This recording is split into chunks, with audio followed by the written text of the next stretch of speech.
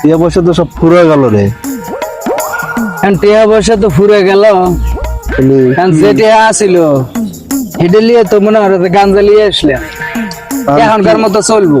পরে কি দেখে কি করবো না, বাবার কাছ থেকে টিয়া চাইলে তো মারবি নি রে। না আমি তো যে মার মুরগি বেচা টিয়া ছিল হেঁটিয়া চুরি করে লিয়ে আসি, লিয়ে এসে গাঞ্জা কিনে লিয়ে আসলাম। এখন এটা এখনকার মতো আপাতত চলবো, এটা খাওয়া দাওয়া চল যাই দেখি এটা ধান্দা বান্দা করা যায় কিনা। ঠিক আছে, ধান্দা বান্দা বলি বেড়ে তাহলে মনে হয় যে কয়েকদিন চলবো না, দেখা যাক যদি মনে হয় রাস্তায় যদি কোনো মক্কেল টক্কেল পাই তাহলে করা যাবে। তাহলে এখনই দেখি, পরে আর কি দেখবো না। সেই স্বাদ যাই দেখি কোনো ধান্দা বান্দা করা যায় কিনা।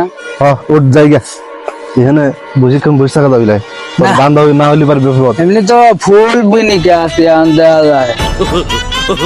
চল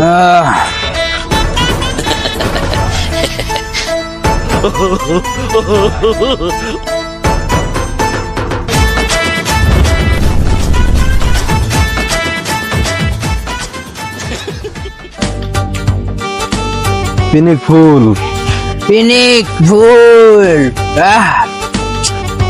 যা শান্তি। দেখি আজকে রিক্সা চুরি করবো, কি গছ রিক্সা রিক্সা আন দেখি কোনো বলদ টলদ পাই কিনা, মক্কেল টক্কেল পালি পারে তো কাম হয়ে যাবো। শালার আজকে কি একটা দান্দায় ফুললাম, একটা লোকও পাইতেছি না সারাটা দিন। আমার কপালটা এত খারাপ। দেই দুজন খালি একটা আসতেছে দুজন সাপ দেখা যায়, ধান্দা বান্দা করা যায় দেই। কিনা, এদেরই মক্কেল বানাবো আজকে। স্যার আপনারা কি যাইবেন? কই যাবেন স্যার? সামনে যাবো। সামনে যাও, উঠেন। ভাড়া বসা একদম সমস্যা নেই, বাড়ালে আর সমস্যা হবে না। দিন স্যার, আজকে সারাদিন ভাড়াই মারতে পারেন না স্যার। নাকি কার ফুল পিনিক হয়ে গেছে, গাড়িটা মারে জানি আল্লাহ জানে রে। ফুল পিনিক হয়ে গেছে। এই দুজন তো দেয়া ভালো।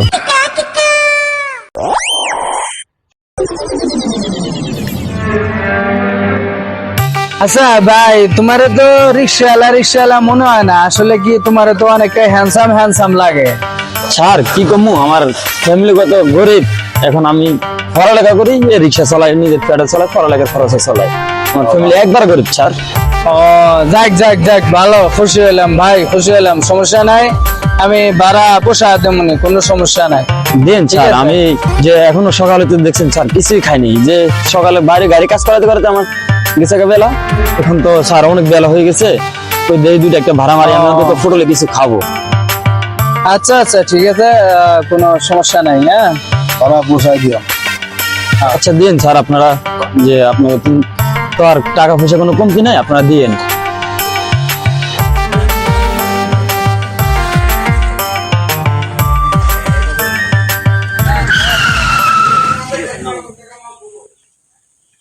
ভাই আমার একটা বস্তা ছিল, একটু আনতে হবে। সমস্যা না, আমার লোক তো আছে, সমস্যা নাই, কিছু হইতো না। আচ্ছা ভাই, আপনার গাড়িটা দেখেন। সমস্যা নাই, গাড়ি আমি গাড়ি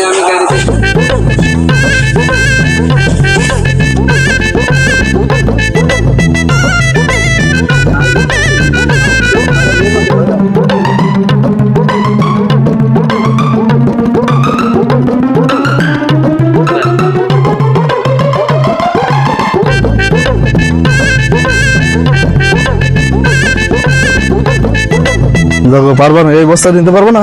না, এত বড় বস্তা আমার মাথা নেওয়া সম্ভব না। তাহলে তুমি দাঁড়াও, তুমি যাও, তাহলে আমি কাউকে ডাকিয়ে নিয়ে আসি। আচ্ছা ঠিক আছে। তোমার দিতেও দেওয়া লাগতো না আমার।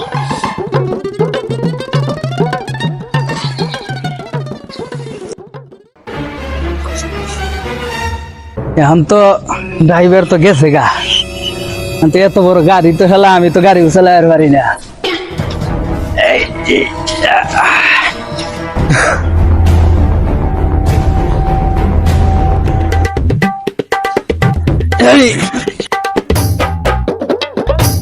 টান্দে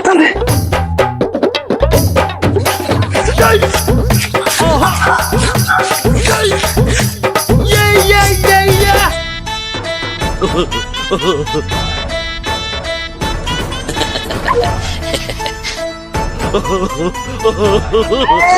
উঠ উঠ উঠ, গাড়ি ধর।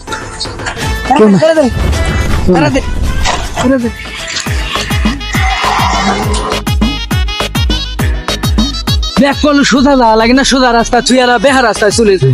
সোজা রাস্তায় গেলে ধরে আলাদা দেয় তাহলে ব্যাখ্যা দা এই ভিতর দিয়ে যাই ধরে আলাদা মানে তাহলে তো ঠিক আছে, ঠান্ডা আজকে করি আলাসি। হ্যাঁ। আরে কয়েক হইছে। রে হ্যাঁ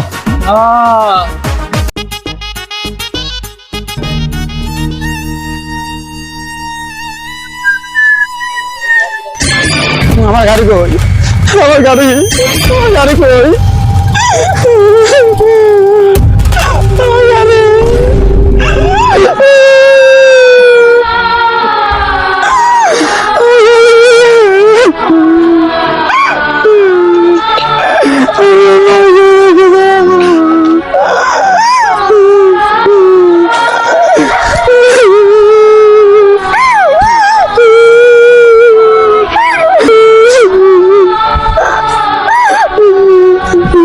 কি হয়েছে ভাই, আপনি এখানে কান্দেন কে ভাই?